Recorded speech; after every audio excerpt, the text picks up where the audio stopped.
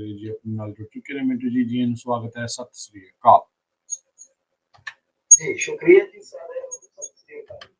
ਸਾਡੇ ਅੱਜ ਦੇ ਪ੍ਰੋਗਰਾਮ ਖਬਰ ਤੇ ਨਜ਼ਰ ਨੂੰ ਸਪਾਂਸਰ ਕਰਦੇ ਨੇ ਖਾਲਸਾ ਇੰਸ਼ੋਰੈਂਸ ਏਜੰਸੀ, ਜਿਨ੍ਹਾਂ ਦੇ ਕੋਲੋਂ ਤੁਸੀਂ ਹਰ ਇੱਕ ਤਰੀਕੇ ਦੀ ਇੰਸ਼ੋਰੈਂਸ ਕਰਵਾ ਸਕਦੇ ਹੋ। ਇੰਸ਼ੋਰੈਂਸ ਬਾਰੇ ਪਤਾ ਕਰਨ ਲਈ ਕਾਲ ਕਰ ਸਕਦੇ ਹੋ, number 408-272-2500 4082722500। Krishna Tanota university, Baljinder Singh Nazar, Woodland. टेटकियाना इमीग्रेशन लॉ फर्म, इमीग्रेशन का होवे किसी भी तरीके का काम, कॉल अटर्नी जे टेटकियाना 415-909-503। Gurmeet Singh Dhyanpur, Kamla Modesto, Harnek Singh Pawla, Renton Washington. Paramjit Kaur Rangi, Vacaville. G tire and lube, जिन्होंने कोलों तुसी ट्रक वाश, ऑयल चेंज वगैरह काम करवा सकते हो। नवे पुराने टायर वाजिब कीमतां ते खरीद सकते हो। सेंटर नैला मडेरा च लोकेशन ने। कॉल कर सकते हो number 170-209-277-0113। West coast truck driving school Fresno, ਜਿਹੜੇ ਕਿ ਤੁਹਾਨੂੰ ਟਰੱਕ ਚਲਾਉਣ ਦੀ ਸਿਖਲਾਈ ਵਧੀਆ ਢੰਗ ਨਾਲ ਦਿੰਦੇ ਹਨ। ਕਾਲਜ ਦੇ 559-374-4541। ਇਹਨਾਂ ਸਾਰਿਆਂ ਦਾ ਧੰਨਵਾਦ। ਜੇਕਰ ਤੁਸੀਂ ਜਾਂ ਕੋਈ ਹੋਰ ਕਾਰੋਬਾਰ ਇਸ ਪ੍ਰੋਗਰਾਮ ਨੂੰ ਸਪਾਂਸਰ ਕਰਨਾ ਚਾਹੁੰਦੇ ਹੋ, ਸੰਪਰਕ ਕਰ ਸਕਦੇ ਹੋ ਨੰਬਰ 408-722-7678। ਮਿੰਟੂ ਜੀ, ਗੱਲਬਾਤ ਦਾ ਸਿਲਸਿਲਾ ਸ਼ੁਰੂ ਕਰਦੇ ਜਾਈਏ। ਕੀਵ ਯੂਕਰੇਨ ਦੇ ਵਿੱਚ ਭਾਰਤੀ ਵਿਦਿਆਰਥੀ ਹਰਜੋਤ ਸਿੰਘ ਗੋਲੀ ਲੱਗਣ ਦੇ ਨਾਲ ਜ਼ਖਮੀ।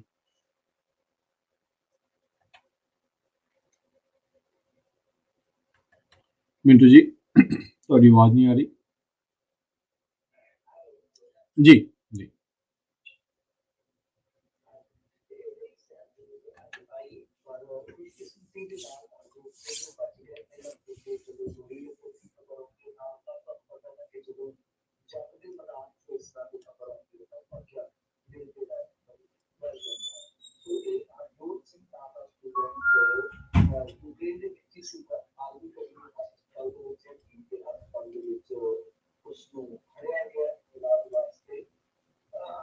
ਸਿੰਘ ਦਾ ਜਿੱਥੋਂ ਤੱਕ ਲੋਕ ਹੈ ਕਿ ਹਰਜੋਤ ਸਿੰਘ ਕਿਸੇ ਕਾਰ ਤੇ ਜਾ ਰਿਹਾ ਸੀਗਾ, ਸ਼ਾਇਦ ਸਫ਼ਰ ਕਰ ਰਿਹਾ ਸੀਗਾ। ਠੀਕ ਉਸ ਵੇਲੇ ਖਬਰ ਆਉਂਦਾ ਹੈ ਜੀ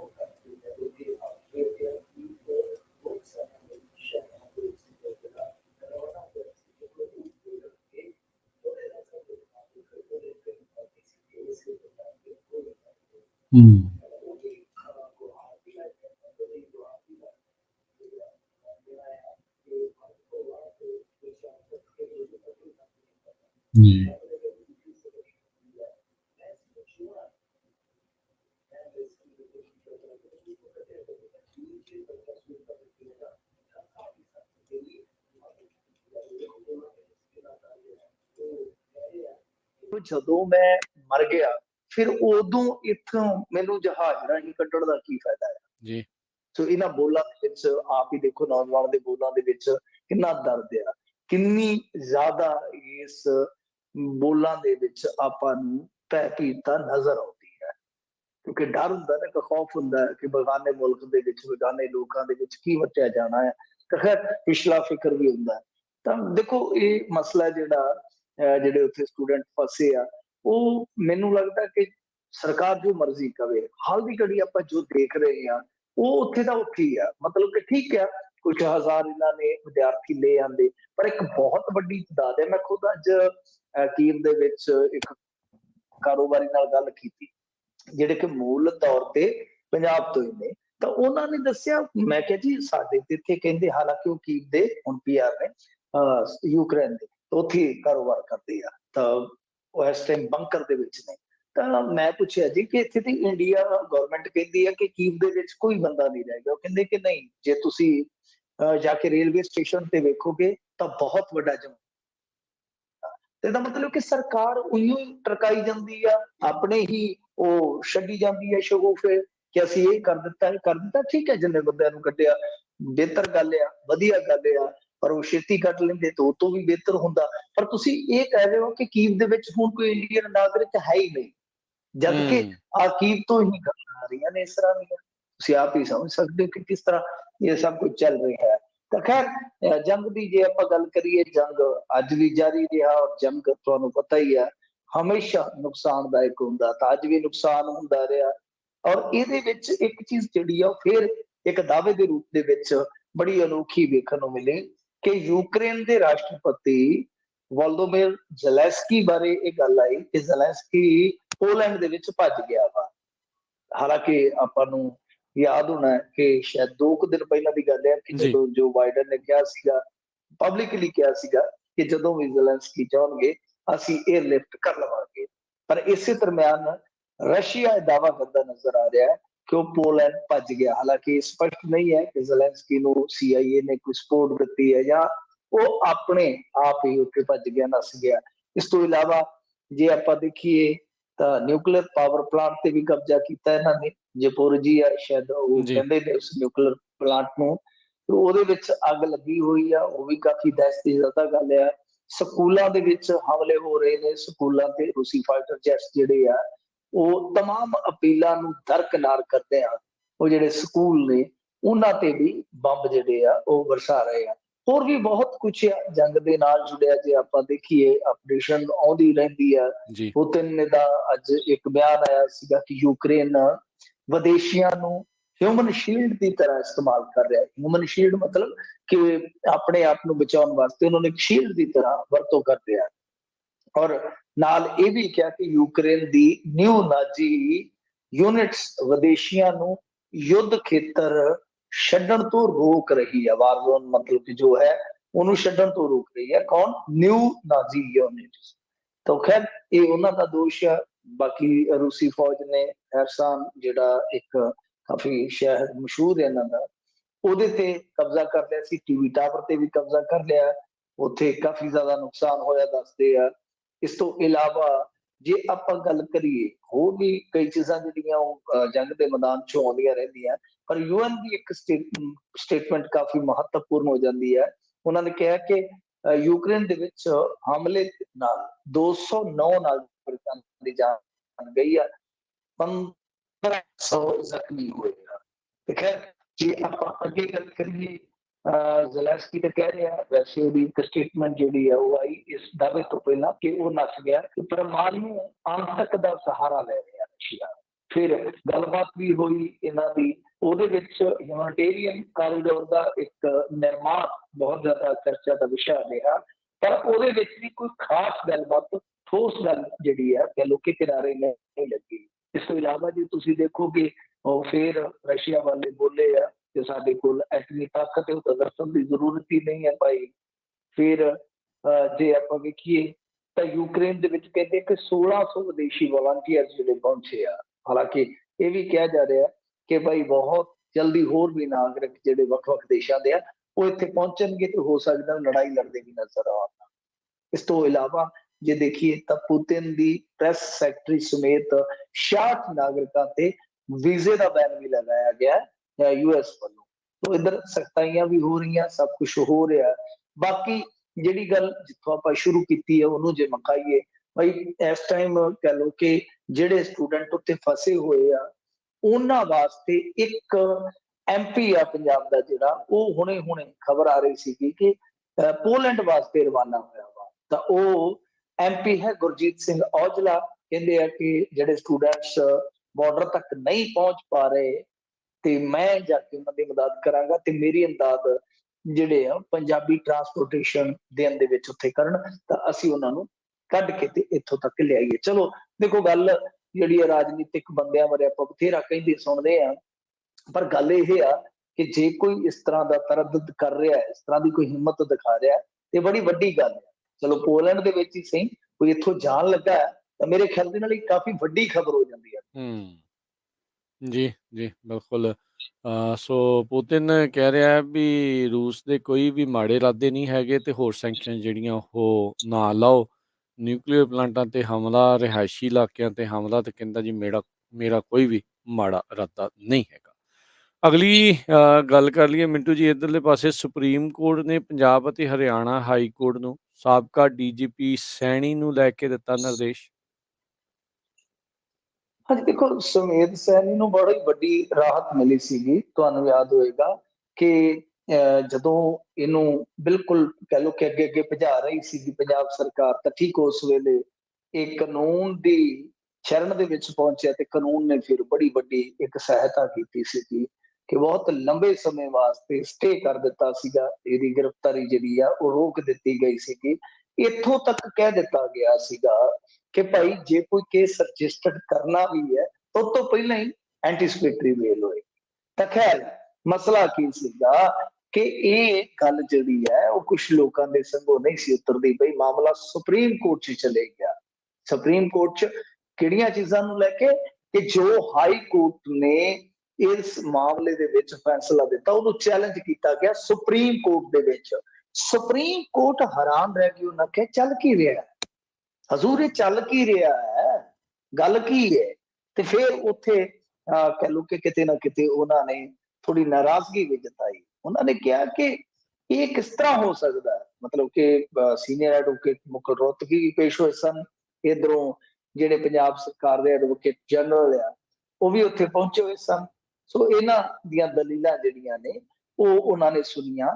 ਤਾਂ ਜਿਹੜੇ ਉਸ ਬੈਂਚ ਦੇ ਵਿੱਚ ਜਿਹਦੇ ਚ ਕਿ ਮੇਰੇ ਖਿਆਲ ਦੇ ਨਾਲ CJI ਸਾਹਿਬ ਵੀ ਸਨ, ਤਾਂ ਉਹ ਬੈਂਚ ਹੈ ਜਿਹੜਾ ਹੈਰਾਨ ਰਹਿ ਗਿਆ। ਉਹਨਾਂ ਕਿਹਾ ਕਿ ਪੁਰਾਣੇ ਮਾਮਲਿਆਂ ਦੇ ਨਾਲ ਸੈਣੀ ਖਿਲਾਫ ਦਰਜ ਕੀਤੇ ਜਾਣੇ ਜਿਹੜੇ ਕਿਸੇ ਵੀ ਨਵੇਂ ਮਾਮਲੇ ਦੇ ਵਿੱਚ ਉਹਨਾਂ ਦੀ ਗ੍ਰਿਫਤਾਰੀ ਤੇ ਰੋਕ ਲਾ ਦਿੱਤੀ ਗਈ ਹੈ, ਤੇ ਕਮਾਲ ਦੀ ਗੱਲ ਹੈ, ਹੱਦ ਹੋ ਗਈ ਹੈ ਕਿ ਜਿਹੜੇ ਕੇਸ ਅਜੇ ਦਰਜ ਹੀ ਨਹੀਂ ਹੋਏ ਉਹਨਾਂ ਵਿੱਚ ਗ੍ਰਿਫਤਾਰੀ ਤੇ ਰੋਕ ਪਹਿਲਾਂ ਕਿਸ ਤਰ੍ਹਾਂ ਲਾਈ ਜਾ ਸਕਦੀ ਆ। ਸੋ ਹਾਈ ਕੋਰਟ ਦੇ ਫੈਸਲੇ ਤੇ ਉਹਨਾਂ ਨੇ ਸਵਾਲ ਉਠਾਏ ਆ ਔਰ ਉਸ ਤੋਂ ਬਾਅਦ ਇਹ ਹੁਕਮ ਦਿੱਤਾ ਹੈ ਕਿ 2 ਹਫ਼ਤਿਆਂ ਦੇ ਅੰਦਰ ਅੰਦਰ ਮਾਮਲਾ ਜਿਹੜਾ ਦੁਬਾਰਾ ਸੁਣਿਆ ਜਾਵੇ। ਔਰ ਇਹਦੇ ਵਿੱਚ ਉਹਨਾਂ ਨੇ ਕਿਹਾ ਕਿ ਆਪ ਜਿਹੜੇ Punjab and Haryana high court ਦੇ ਚੀਫ ਜਸਟਿਸ ਨੇ ਉਹ ਇਸ ਮਾਮਲੇ ਦੇ ਵਿੱਚ ਸੁਣਵਾਈ ਕਰਨ ਔਰ ਘੱਟੋ ਘੱਟ ਜਿਹੜੇ ਜੱਜ ਹੈਗੇ ਆ ਸਾਨਮਨ ਸਾਹਿਬ, ਜਿਨ੍ਹਾਂ ਨੇ 10 ਸਤੰਬਰ 2021 ਨੂੰ ਫੈਸਲਾ ਸੁਣਾਇਆ ਸੀਗਾ ਕਿ ਜਦੋਂ ਤੱਕ ਪੰਜਾਬ ਦੀਆਂ ਚੋਣਾਂ ਨਹੀਂ ਹੁੰਦੀਆਂ ਉਦੋਂ ਤੱਕ, ਕਿਉਂਕਿ ਇਹ ਪੋਲੀਟੀਕਲੀ ਵੈਂਡੇਟਾ ਦੇ ਤਹਿਤ ਹੋ ਰਿਹਾ, ਸ਼ਾਇਦ ਉਹਨਾਂ ਨੇ ਐਸੀਆਂ ਗੱਲਾਂ ਕਹੀਆਂ ਕਿ ਇਹ ਜਿਹੜੀ ਰੋਕ ਆ 3 ਮਾਰਚ ਤੱਕ ਬਈ ਲੱਗੇਗੀ। ਉਸ ਤੋਂ ਬਾਅਦ ਇਹਦਾ ਹੋਰ ਵਧਾ ਕੇ ਮੇਰੇ ਖਿਆਲ ਦੇ ਨਾਲ ਕੰਮ ਹੈ ਜਿਹੜਾ 10 ਅਪ੍ਰੈਲ ਤੱਕ ਕਰ ਦਿੱਤਾ ਗਿਆ ਸੀਗਾ।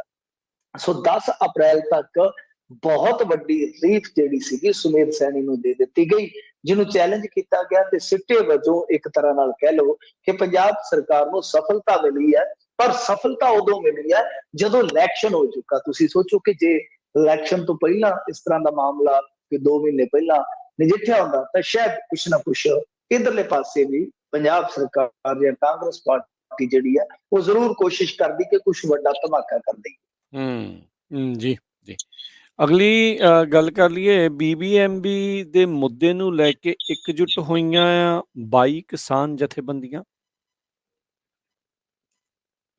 ਹਾਂਜੀ ਦੇਖੋ, ਭਾਖੜਾ ਗੈਸ ਮੈਨੇਜਮੈਂਟ ਬੋਰਡ ਦਾ ਮੁੱਦਾ ਤੁਹਾਨੂੰ ਸਭ ਨੂੰ ਪਤਾ ਹੀ ਹੈ ਕਿ ਬਹੁਤ ਜ਼ਿਆਦਾ ਚਰਚਿਤ ਹੈ ਇਸ ਟਾਈਮ, ਤੇ ਇਸ ਮੁੱਦੇ ਦੇ ਵਿੱਚ ਹੁਣ ਕਿਸਾਨ ਜਥੇਬੰਦੀਆਂ ਨੇ ਇੱਕ ਸੰਘਰਸ਼ ਹੈ ਜਿਹੜਾ ਉਹ ਸ਼ੁਰੂ ਕਰ ਦਿੱਤਾ ਹੈ। ਤੇ ਖੈਰ ਰਾਜ ਭਵਨ ਦੇ ਬਾਹਰ ਪ੍ਰਦਰਸ਼ਨ ਕੀਤਾ ਗਿਆ। ਦਰਅਸਲ ਕਿਸਾਨ ਆਗੂਆਂ ਨੇ ਇਹਨਾਂ ਮਾਮਲਿਆਂ ਸੰਬੰਧੀ ਰਾਜਪਾਲ ਨਾਲ ਮੁਲਾਕਾਤ ਕਰਨੀ ਸੀ ਤੇ ਮੰਗ ਪੱਤਰ ਸੌਂਪਣਾ ਸੀ, ਪਰ ਚੰਡੀਗੜ੍ਹ ਪੁਲਿਸ ਵੱਲੋਂ ਉਹਨਾਂ ਨੂੰ ਪਹਿਲਾਂ ਹੀ ਰੋਕ ਲਿਆ ਗਿਆ। ਵੈਸੇ ਜੇ ਪ੍ਰਧਾਨ ਮੰਤਰੀ ਜਾਂ ਕਹਿ ਲਓ ਕਿ ਦੂਸਰੇ ਲੀਡਰ ਜਿਹੜੇ ਆ ਕਿਸਾਨ ਪ੍ਰਸਤ ਹੋਣ ਦੀ ਗੱਲ ਕਰਦੇ ਆ, ਤੇ ਜੇ ਕਿਸਾਨ ਰਾਜਪਾਲ ਦੇ ਰਾਜ ਭਵਨ ਵਿੱਚ ਜਾਂਦੇ ਤੇ ਭਾਈ ਇੰਨੀ ਬੇਰੁਖੀ ਕਿਉਂ, ਚਾਹ ਪਾਣੀ ਨਹੀਂ ਪਿਉਣਾ, ਪਰ ਉਹ ਤੇ ਬਾਅਦ ਦੀ ਗੱਲ ਆ।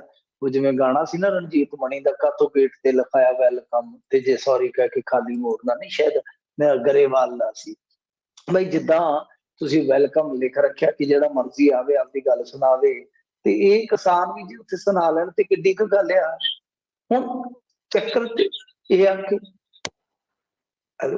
ਹੈਲੋ ਜੀ ਮਿੰਟੂ ਜੀ, ਹਾਂਜੀ ਸੌਰੀ ਜੀ, ਹਾਂਜੀ ਗੱਲ ਇਹ ਆ ਕਿ ਭਾਈ ਉੱਥੇ ਮੈਮੋਰੰਡਮ ਲੈ ਲਿਆ ਜਾਵੇ ਤਾਂ ਕਿੱਡੀ ਕੁ ਗੱਲ ਆ। ਵੈਸੇ ਤੁਸੀਂ ਵੇਖੋਗੇ ਕਿ ਸਾਡੇ ਜਿਹੜੇ ਲੋਕ ਵੋਟਾਂ ਪਾਉਂਦੇ ਆ ਜਿਨ੍ਹਾਂ ਲੀਡਰਾਂ ਨੂੰ, ਉਹ ਲੀਡਰ ਤਾਂ ਇਸ ਮਾਮਲੇ ਦੇ ਵਿੱਚ ਬਹੁਤਾ ਨਹੀਂ ਬੋਲ ਰਹੇ ਔਰ ਕਈ ਤੇ ਐਸੇ ਨੇ ਕਿ ਇਲੈਕਸ਼ਨ ਦੀ ਥਕਾਵਟ ਲਾਉਣ ਵਾਸਤੇ ਪਰਿਵਾਰਾਂ ਸਮੇਤ ਸੈਰਗਾਹਾਂ ਨੂੰ ਗਏ ਹੋਏ ਨੇ, ਉਹ ਸੈਰ ਸਪਾਟਾ ਕਰਦੇ ਪਏ। ਸਾਡੇ ਚੀਫ ਮਿਨਿਸਟਰ ਬੋਲ ਨਹੀਂ ਰਹੇ, ਨਵਜੋਤ ਸਿੰਘ ਸਿੱਧੂ ਜੀ ਨਹੀਂ ਬੋਲੇ ਹੁਣ ਤੱਕ। ਸੋ ਗੱਲ ਇਹ ਆ ਕਿ ਕਿਸਾਨਾਂ ਨੇ ਗੱਲ ਜ਼ਰੂਰ ਚੁੱਕੀ ਆ, ਚੁੱਕਣੀ ਵੀ ਚਾਹੀਦੀ ਆ, ਪਰ ਮੇਰਾ ਮੰਨਣਾ ਇਹ ਆ ਕਿ ਕਿਸਾਨ ਹੀ ਕਿਉਂ, ਸਾਰਿਆਂ ਨੂੰ ਇਸ ਮੁੱਦੇ ਤੇ ਇੱਕ ਮੱਤ ਹੋ ਕੇ, ਇੱਕ ਸੁਰ ਹੋ ਕੇ ਆਵਾਜ਼ ਚੁੱਕਣੀ ਚਾਹੀਦੀ ਆ। ਨਾ ਪਾਣੀ ਕਿਸੇ ਇਕੱਲੇ ਦਾ, ਨਾ ਪੰਜਾਬ ਕਿਸੇ ਇਕੱਲੇ ਦਾ। ਜੇ ਅਸੀਂ ਕਿਸਾਨੀ ਅੰਦੋਲਨ ਬਾਰੇ ਕਹਿੰਦੇ ਹੁੰਦੇ ਸਾਂ ਕਿ ਹਾਂ ਭਾਈ ਇਹ ਸਭ ਦਾ ਸਾਂਝਾ ਹੈ, ਜਦੋਂ ਵੀ ਕਿਤੇ ਮਤਲਬ ਕੋਈ ਖਾਸ ਧਰਮ ਵਿਸ਼ੇਸ਼ ਦੀ ਗੱਲ ਕਰਦਾ ਤੇ ਆਪਾਂ ਅਕਸਰ ਇਹ ਸੁਣਾਈ ਦਿੰਦੇ ਸੀਗੇ ਕਿ ਭਾਈ ਇਹ ਸਾਰਿਆਂ ਦਾ ਸਾਂਝਾ ਅੰਦੋਲਨ ਹੈ, ਕਿਸੇ ਇਕੱਲੇ ਧਰਮ ਦਾ ਨਹੀਂ ਹੈ। ਤਾਂ ਇੱਥੇ ਵੀ ਪਾਣੀ ਹੈ ਜਿਹੜਾ ਉਹ ਕਿਸੇ ਇਕੱਲੇ ਵਰਗ ਦਾ ਨਹੀਂ ਹੈ, ਇਕੱਲੇ ਕਿਸੇ ਮਜ਼ਹਬ ਦਾ ਨਹੀਂ ਹੈ। ਇੱਥੇ ਦੂਸਰੀਆਂ ਧਿਰਾਂ ਕਿਉਂ ਨਹੀਂ ਬੋਲ ਰਹੀਆਂ? ਕਿਸਾਨ ਧਿਰ ਤੇ ਚਲੋ ਫਿਰ ਵੀ ਨਿੱਤਰੀ ਆ, 22 ਜਥੇਬੰਦੀਆਂ ਮੈਦਾਨ ਚ ਨਿੱਤਰੀਆਂ, ਕਿ ਦੂਸਰਿਆਂ ਨੂੰ ਪਾਣੀ ਨਹੀਂ ਚਾਹੀਦਾ, ਕਿ ਦੂਸਰਿਆਂ ਨੂੰ ਪਿਆਸ ਨਹੀਂ ਲੱਗਦੀ, ਜਾਂ ਕਿ ਦੂਸਰੇ ਖੇਤੀ ਨਹੀਂ ਕਰਦੇ। ਸੋ ਸਾਡੇ ਪੋਲੀਟੀਸ਼ੀਅਨ ਇਸ ਮਾਮਲੇ ਤੇ ਸਿਵਾਏ ਬਿਆਨ ਦੇਣ ਤੋਂ ਕੁਝ ਵੀ ਨਹੀਂ ਕਰ ਰਹੇ, ਕੁਝ ਵੀ ਨਹੀਂ ਕਰ ਰਹੇ, ਕੱਖ ਵੀ ਨਹੀਂ ਕਰ ਰਹੇ। ਜੀ ਜੀ ਬਿਲਕੁਲ। ਤੇ ਅਗਲੀ ਆਪਾਂ ਮਿੰਟੂ ਜੀ ਗੱਲ ਕਰਦੇ ਜਾਈਏ ਤਾਂ ਰਾਜ ਭਵਨ ਬਾਹਰ ਕਿਸਾਨਾਂ ਦਾ ਪ੍ਰਦਰਸ਼ਨ, ਬਲਬੀਰ ਸਿੰਘ ਰਾਜੇਵਾਲ ਦੀ ਪੁਲਿਸ ਨਾਲ ਤਿੱਖੀ ਬਹਿਸ ਹੋਈ। ਹਾਂਜੀ ਦੇਖੋ, ਇਹ ਵੀ ਮਾਮਲਾ ਜਿਹੜਾ ਉਹ ਅੱਜ ਦਾ ਹੀ ਹੈ। ਰਾਜ ਭਵਨ ਦੇ ਵਿੱਚ ਮੈਂ ਜਿਵੇਂ ਅੱਗੇ ਗੱਲ ਕੀਤੀ ਹੈ ਕਿ ਰਾਜਪਾਲ ਨੂੰ ਇਹ ਜਾ ਕੇ ਤੇ ਮੈਮੋਰੰਡਮ ਦੇਣਾ ਚਾਹੁੰਦੇ ਸੀਗੇ, ਪਰ ਚੰਡੀਗੜ੍ਹ ਪੁਲਿਸ ਵੱਲੋਂ ਉਹਨਾਂ ਨੂੰ ਪਹਿਲਾਂ ਹੀ ਰੋਕ ਲਿਆ ਗਿਆ। ਇਸ ਮੌਕੇ ਤੇ ਬਲਬੀਰ ਸਿੰਘ ਰਾਜੇਵਾਲ ਹੋਰਾਂ ਨੇ ਕਿਹਾ ਕਿ ਉਹਨਾਂ ਨਾਲ 22 ਜਥੇਬੰਦੀਆਂ ਦੇ ਆਗੂ ਮੌਜੂਦ ਹਨ, ਉਹ ਸਭ ਨੂੰ ਨਾਲ ਲੈ ਕੇ ਰਾਜਪਾਲ ਨਾਲ ਮੁਲਾਕਾਤ ਕਰਨੀ ਚਾਹੁੰਦੇ ਸਨ, ਪਰ ਪੁਲਿਸ ਵੱਲੋਂ ਉਹਨਾਂ ਨੂੰ ਰੋਕਿਆ ਗਿਆ। ਤੇ ਜਿਹਨੂੰ ਲੈ ਕੇ ਫਿਰ ਬਲਬੀਰ ਸਿੰਘ ਰਾਜੇਵਾਲ ਦੀ ਪੁਲਿਸ ਨਾਲ ਬਹਿਸਬਾਜ਼ੀ ਵੀ ਹੋਈ ਆ। ਨਾਲ ਉਹਨਾਂ ਨੇ ਕਿਹਾ ਕਿ ਉਹ ਸਾਥੀਆਂ ਸਮੇਤ ਰਾਜਪਾਲ ਨਾਲ ਮੁਲਾਕਾਤ ਕਰਨਗੇ ਤੇ ਕਿਸੇ ਨੂੰ ਵੀ ਬਾਹਰ ਛੱਡ ਕੇ ਨਹੀਂ ਜਾਣਗੇ, ਪਰ ਪੁਲਿਸ ਵੱਲੋਂ ਉਹਨਾਂ ਨੂੰ ਰੋਕ ਲਿਆ ਗਿਆ, ਜਿਸ ਤੋਂ ਬਾਅਦ ਕਿਸਾਨ ਆਗੂਆਂ ਵੱਲੋਂ ਸਰਕਾਰ ਤੇ ਪੁਲਿਸ ਪ੍ਰਸ਼ਾਸਨ ਦੇ ਖਿਲਾਫ ਨਾਅਰੇਬਾਜ਼ੀ ਕੀਤੀ ਗਈ ਸੀ। ਅੱਛਾ ਦੇਖੋ, ਗੱਲ ਉਹੀ ਫਿਰ ਹੋ ਜਾਣੀ ਆ ਕਿ ਭਾਈ ਜੇ ਉਹ ਚਲੇ ਜਾਂਦੇ ਜਾਂ ਬਾਹਰ ਆ ਕੇ ਮੈਮੋਰੰਡਮ ਲੈ ਲਿਆ ਜਾਂਦਾ ਤੇ ਕਿੱਡੀ ਕੋਈ ਗੱਲ ਹੋ ਜਾਣੀ ਸੀ। ਕੋਈ ਰਾਜਪਾਲ ਨਹੀਂ ਆ ਸਕਦਾ, ਉਹਦਾ ਵਫਦ ਤੇ ਆ ਸਕਦਾ, ਕੋਈ ਉਹਦਾ ਅਫਸਰ ਤੇ ਆ ਸਕਦਾ, तो ਮੈਮੋਰੰਡਮ ਲੈ ਲਿਆ ਜਾਂਦਾ, ਕਿੱਡੀ ਕੋ ਆਖਰ ਆ ਚੱਲੀ ਸੀ। ਔਰ ਵੈਸੇ ਤੁਹਾਨੂੰ ਯਾਦ ਹੋਣਾ ਰਾਜਪਾਲ ਸਾਹਿਬ ਜਦੋਂ ਇਲੈਕਸ਼ਨ ਤੋਂ ਪਹਿਲਾਂ ਪੰਜਾਬ ਘੁੰਮਦੇ ਫਿਰਦੇ ਸਨ, ਇਹ ਉਹੀ ਪੰਜਾਬੀ ਹੈ ਜਿਨ੍ਹਾਂ ਦੇ ਵਿੱਚ ਗਏ, ਇਹ ਵੀ ਕਾਫੀ ਸ਼ਹਿਰ ਗਾ ਕੇ ਆਏ ਨੇ ਰਾਜਪਾਲ ਸਾਹਿਬ। ਸੋ ਇਹਨਾਂ ਨੇ ਕਿਉਂ ਨਹੀਂ ਮੈਮੋਰੰਡਮ ਲਿਆ, ਸਮਝ ਤੋਂ ਪਰੇ ਦੀ ਗੱਲ ਆ। ਪਰ ਮੇਰੇ ਖਿਆਲ ਦੇ ਨਾਲ ਮੈਮੋਰੰਡਮ ਦੇਣ ਦੀ ਥਾਂ ਹੁਣ ਸਿੱਧੀ ਜਿਹੜੀ ਗੱਲ ਆ ਕਿ ਉਹੀ ਅੰਦੋਲਨ ਦਾ ਰਸਤਾ ਕਹਿ ਲੋ ਜਾਂ ਸੰਘਰਸ਼ ਦਾ ਰਸਤਾ ਉਹੀ ਵੱਜਦਾ। ਔਰ ਵੈਸੇ ਮੇਰੇ ਖਿਆਲ ਦੇ ਨਾਲ ਮਨਜਿੰਦਰ ਸਿੰਘ ਸਰਸਾ ਵਰਗੇ ਉਤਲੀਆਂ ਹੱਡੀਆਂ ਤੇ ਬਥੇਰੀਆਂ ਮਾਰਦੇ ਆ, ਹੁਣ ਉਹਨਾਂ ਨੂੰ ਬੋਲਣਾ ਚਾਹੀਦਾ। ਬੰਦੀ ਸਿੰਘਾਂ ਦੀ ਰਿਹਾਈ ਦਾ ਮੁੱਦਾ, ਉਹ ਸਾਰੀਆਂ ਰਿਹਾਈਆਂ ਦੀ ਗੱਲ ਨਹੀਂ ਕਰਦੇ, ਉਹ ਕੇਜਰੀਵਾਲ ਵਾਲੀ ਜਿਹੜੀ ਇੱਕ ਗੱਲ ਹੈ ਨਾ ਜੋ ਪੁੱਠੀ ਪੈਂਦੀ ਆ, ਉਹ ਦਵਿੰਦਰਪਾਲ ਸਿੰਘ ਭੁੱਲਰ ਹੋਰਾਂ ਦੀ ਬਹੁਤ ਛੇਤੀ ਗੱਲ ਜਿਹੜੀ ਚੱਕ ਲੈਂਦੇ, ਪਰ ਦੂਜੀਆਂ ਰਿਹਾਈਆਂ ਜਿਹੜੀਆਂ ਸੈਂਟਰ ਨੇ ਕਰਨੀਆਂ ਉਹਦੇ ਤੇ ਖਾਮੋਸ਼ ਹੋ ਜਾਂਦੇ ਆ। ਵੈਸੇ ਉਹ ਪੰਜਾਬ ਦੀ ਗੱਲ ਕਰਦੇ ਆ, ਪਰ ਜੋ ਪੰਜਾਬ ਨਾਲ ਧੱਕੇ ਹੁੰਦੇ ਆ ਉਹ ਸਾਰੇ ਕਾਂਗਰਸ ਸਿਰ ਜ਼ਰੂਰ ਮੜ ਦਿੰਦੇ, ਪਰ ਜਿਹੜੇ ਆਹ ਧੱਕੇ ਹੋ ਰਹੇ ਆ ਇਹਨਾਂ ਤੇ ਉਹ ਮੂੰਹ ਹੀ ਨਹੀਂ ਖੋਲਦੇ। ਸੋ ਉਹਨਾਂ ਨੂੰ ਵੀ ਬੋਲਣਾ ਚਾਹੀਦਾ। ਹੋਰ ਵੀ ਜਿਹੜੀ ਇੱਥੇ ਭਾਜਪਾ ਦੀ ਤੁਰੀ ਫਿਰਦੀ ਆ ਇੱਕ ਬਹੁਤ ਵੱਡੀ ਟੋਲੀ ਪੰਜਾਬੀ ਲੀਡਰਾਂ ਦੀ, ਉਹਨਾਂ ਨੂੰ ਵੀ ਜਾਗਣਾ ਚਾਹੀਦਾ, ਬੋਲਣਾ ਚਾਹੀਦਾ ਇਸ ਮੁੱਦੇ ਤੇ। ਜੀ ਜੀ। ਤੇ ਮਿੰਟੂ ਜੀ, ਦਾਅਵੇਦਾਰੀਆਂ ਦਾ ਦੌਰ ਜਿਹੜਾ ਉਹ ਚੱਲ ਰਿਹਾ, ਅਸ਼ਵਨੀ ਸ਼ਰਮਾ ਦਾ ਵੀ ਦਾਅਵਾ ਸਾਡੀ ਬਣੇਗੀ ਸਰਕਾਰ, ਤੇ ਮੈਂ ਨਾ ਵੀ ਆਪਾਂ ਵੀ ਕਰ ਦਈਏ ਦਾਅਵਾ। ਆਪਣੀ ਸਰਕਾਰ ਬਣਨੀ ਨਹੀਂ, ਆਪਣੀ ਸਰਕਾਰ ਤਾਂ ਨਹੀਂ ਬਣਨੀ, ਇਹਨਾਂ ਦੀ ਸਰਕਾਰ ਪਤਾ ਨਹੀਂ ਬਣੇਗੀ ਕਿ ਨਹੀਂ ਬਣੇਗੀ, ਪਰ ਦਾਅਵਾ ਕਰਨ ਦੇ ਵਿੱਚ ਇਹਨਾਂ ਦਾ ਕੋਈ ਹਰਜਾ ਨਹੀਂ ਹੁੰਦਾ, ਕੋਈ ਨੁਕਸਾਨ ਨਹੀਂ ਹੁੰਦਾ। ਸੋ ਸਰਕਾਰ ਜਿਹੜੀ ਆ ਉਹ ਇਹਨਾਂ ਦੀ ਹੀ ਬਣੇਗੀ, ਮਤਲਬ ਕਿ ਲੀਡਰਾਂ ਦੀ ਬਣੇਗੀ, ਆਪਣੀ ਨਹੀਂ ਬਣੇਗੀ। ਲੀਡਰਾਂ ਦੀ ਸਰਕਾਰ ਹੀ ਅੱਜ ਤੱਕ ਆਈ ਆ, ਔਰ ਸੁੱਖ ਸੁੱਖਦੇ ਕਿ ਕੋਈ ਲੋਕਾਂ ਦੀ ਸਰਕਾਰ ਵੀ ਆਵੇ, ਸਾਡੇ ਵਰਗਿਆਂ ਦੀ ਸਰਕਾਰ ਵੀ ਆਵੇ, ਸਾਡੇ ਵਰਗਿਆਂ ਦੀ ਵੀ ਗੱਲ ਜਿਹੜੀ ਆ ਸੁਣੀ ਜਾਵੇ। ਤਾਂ ਬਹਿਰਾ ਗੱਲ ਇਹ ਆ ਕਿ ਇਹਨਾਂ ਨੇ ਦਾਅਵਾ ਜ਼ਰੂਰ ਕੀਤਾ, ਪਰ ਕਾਫੀ ਦਾਅਵਾ ਜਿਵੇਂ ਹੁੰਦਾ ਨਾ ਕਿ ਉਹ ਜਿਵੇਂ ਕ੍ਰਿਕਟ 'ਚ ਇੱਕ ਸ਼ਬਦ ਇਸਤੇਮਾਲ ਕੀਤਾ ਜਾਂਦਾ ਕਿ ਅਪੀਲ ਦੇ ਵਿੱਚ ਉਤਸ਼ਾਹ ਤੇ ਬਹੁਤ ਹੈ ਪਰ ਵਿਸ਼ਵਾਸ ਘੱਟ ਹੈ। ਜਦੋਂ ਐਲਬੀ ਦੀ ਅਪੀਲ ਨਹੀਂ ਕਰਦੇ, ਬੋਲਰ ਇੱਕ ਫਾਰਮੈਲਿਟੀ ਦੀ ਪੂਰੀ ਕਰਦਾ ਹੈ, ਪਰ ਉਹ ਕਹਿੰਦੇ ਕਿ ਕਮੈਂਟੇਟਰ ਜਿਹੜੇ ਹੁੰਦੇ ਆ ਕਿ ਅਪੀਲ ਦੇ ਵਿੱਚ ਉਤਸ਼ਾਹ ਤੇ ਜ਼ਬਰਦਸਤ ਆ ਪਰ ਯਕੀਨ ਘੱਟ ਆ। ਤਾਂ ਇਸੇ ਤਰ੍ਹਾਂ ਇਹਨਾਂ ਦੇ ਵਿੱਚ ਉਤਸ਼ਾਹ ਤੇ ਹੈਗਾ ਆ ਪਰ ਯਕੀਨ ਘੱਟ ਆ। ਖੈਰ ਇਹਨਾਂ ਨੇ ਕਿਹਾ ਜ਼ਰੂਰ ਆ ਕਿ ਜੋ ਚੋਣਾਂ ਸੰਬੰਧੀ ਇਹਨਾਂ ਦਾ ਮੰਥਨ ਹੋਇਆ ਬੀਤੇ ਰੋਜ਼, ਇਹਨਾਂ ਦਾ ਦਾਅਵਾ ਹੈ ਕਿ ਸਰਕਾਰ ਜਿਹੜੀ ਆ ਭਾਜਪਾ ਬਣਾਏਗੀ, ਤੇ ਇਹਨਾਂ ਨੇ ਸਾਰੇ ਉਮੀਦਵਾਰਾਂ ਨਾਲ ਮੀਟਿੰਗ ਕੀਤੀ ਆ। ਗੱਲ ਇਹ ਹੈ ਕਿ ਜੇ ਸਰਕਾਰ ਬਣ ਰਹੀ ਆ, ਤੁਹਾਡੇ ਕੋਲੇ ਖੁਫੀਆ ਇਨਪੁਟ ਹੈਗੀ ਆ ਫਿਰ ਮੰਥਨ ਕਾਹਦੇ ਆ? ਫਿਰ ਤੇ ਤੁਸੀਂ ਸਿੱਧਾ ਸੁਨੇਹਾ ਲਾ ਦਿਓ ਵੀ ਖੱਦਰ ਵਾਲੇ ਝੱਗੇ ਪਜਾਮੇ ਸਵਾ ਲਓ, ਉੱਥੋਂ ਦੀ ਕੁੜਤੀਆਂ ਸਵਾ ਲਓ, ਤੁਹਾਨੂੰ ਸਹੁੰ ਚੁਕਾਉਣੀ ਆ, ਗੱਲ ਖਤਮ ਆ। ਅਮੰਥਨ ਦਾ ਮਤਲਬ ਕੀ ਹੈ? ਮੰਥਨ ਦਾ ਮਤਲਬ ਇਹੋ ਨਿਕਲਦਾ, ਕਿਉਂਕਿ ਕੱਲ ਇੱਕ ਚੀਜ਼ ਹੋਰ ਵੀ ਨਿਕਲ ਕੇ ਆਈ ਸੀਗੀ ਕਿ ਸ਼ਾਇਦ ਇਹਨਾਂ ਦੇ ਇੱਕ ਜਿਹੜੇ ਕਾਂਗਰਸ ਦੇ ਵਿੱਚੋਂ ਹੀ ਆਏ ਆ ਲੀਡਰ, ਉਹਨਾਂ ਨੇ ਸੁਝਾਅ ਦਿੱਤਾ ਹੈ ਕਿ ਅਕਾਲੀਆਂ ਨਾਲ ਆਪਾਂ ਸਮਝੌਤਾ ਕਰ ਲਈਏ, ਕਿਉਂਕਿ ਸਰਕਾਰ ਕਿਸੇ ਦੀ ਵੀ ਬਣਦੀ ਨਜ਼ਰ ਨਹੀਂ ਆ ਰਹੀ। ਸੋ ਅਮਿਤ ਸ਼ਾਹ ਕਹਿ ਰਹੇ ਕਿ ਪੰਜਾਬ ਬਾਰੇ ਤੇ ਕੋਈ ਜੋਸ਼ੀ ਦੱਸ ਸਕਦਾ, ਮੈਂ ਤੇ ਦੱਸ ਨਹੀਂ ਸਕਦਾ। ਅਸ਼ਵਨੀ ਸ਼ਰਮਾ ਹੋਰੀ ਜਿਹੜੀ ਗੱਲ ਕਹਿ ਰਹੇ ਆ, ਉਦੋਂ ਕਹਿ ਰਹੇ ਆ ਜਦੋਂ ਖੁਦ ਇਹ ਮੰਥਨ ਦੇ ਵਿੱਚ ਲੱਗੇ ਹੋਏ ਆ। ਮੰਥਨ ਮਤਲਬ ਕਿ ਖੁਦ ਚਿੰਤਨ ਕਰ ਰਹੇ ਆ ਕਿ ਗਾਂ ਕਿਸ ਤਰ੍ਹਾਂ ਦੀ ਕਹਾਣੀ ਬਣੇਗੀ, ਇਲੈਕਸ਼ਨ ਤੋਂ ਬਾਅਦ ਕੀ ਕੁਝ ਹੋਏਗਾ, ਜੋੜ ਤੋੜ ਦਾ ਖੇਡ ਕਿਸ ਤਰ੍ਹਾਂ ਚੱਲ ਸਕਦਾ ਹੈ। ਸੋ ਇਹ ਉਹ ਕ੍ਰਿਕਟ ਵਾਲੀ ਗੱਲ ਜਿਹੜੀ ਹੈ ਕਿ ਇਹਨਾਂ ਦੇ ਵਿੱਚ ਉਤਸ਼ਾਹ ਜਿਹੜਾ ਉਹ ਬਣਾਉਟੀ ਜਿਹਾ ਨਜ਼ਰ ਜ਼ਰੂਰ ਆਉਂਦਾ, ਪਰ ਵਿਸ਼ਵਾਸ ਦੀ ਕਮੀ ਹੈ ਜੀ ਜੀ। ਤੇ ਸੋਚਿਓ ਅੱਜ ਆਪਾਂ ਤੁਹਾਡੇ ਸਵਾਲ ਵੀ ਲੈਣੇ ਆ ਤੇ ਤੁਸੀਂ ਕਾਲ ਵੀ ਕਰ ਸਕਦੇ ਹੋ। ਸਟੂਡੀਓ 'ਚ ਕਾਲ ਕਰਨ ਦੇ ਲਈ ਨੰਬਰ ਰਹੇਗਾ 408 272 5200 4082725200 408 272 5200 ਦੇ ਉੱਤੇ ਕਾਲ ਕਰਕੇ ਤੁਸੀਂ ਮਿੰਟੂ ਜੀ ਨੂੰ ਸਵਾਲ ਜਿਹੜੇ ਉਹ ਪੁੱਛ ਸਕਦੇ ਹੋ। ਈਸੇਵਾਲ ਸਮੂਹਕ ਜਬਰ ਜਨਾਹ ਦੇ ਮਾਮਲੇ 'ਚ 5 ਨੌਜਵਾਨਾਂ ਨੂੰ ਕੈਦ।